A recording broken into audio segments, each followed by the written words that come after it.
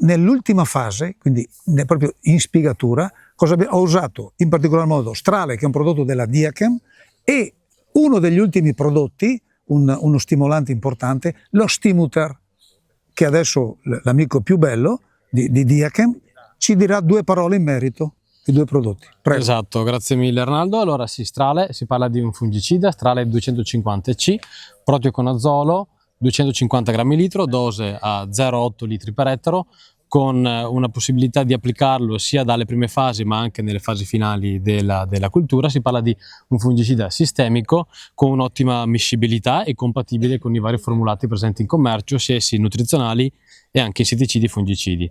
In aggiunta appunto è stato poi inserito Stimuter, che è un innovativo prodotto nutrizionale, deriva dall'Olanda, molto particolare perché verrà registrato a fine 2025 come biostimolante CE, quindi a tutti gli effetti con dei claim molto particolari.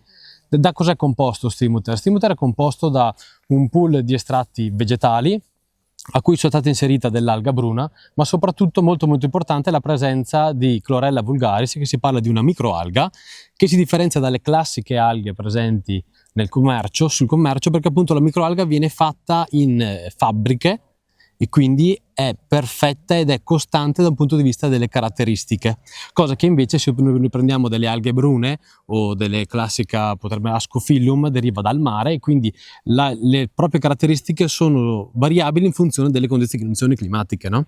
Ed è per questo che la produttori sementi polesane, visto anche i risultati dove abbiamo usato questi prodotti, aumenterà sicuramente l'uso dello Stimuter nei prossimi anni.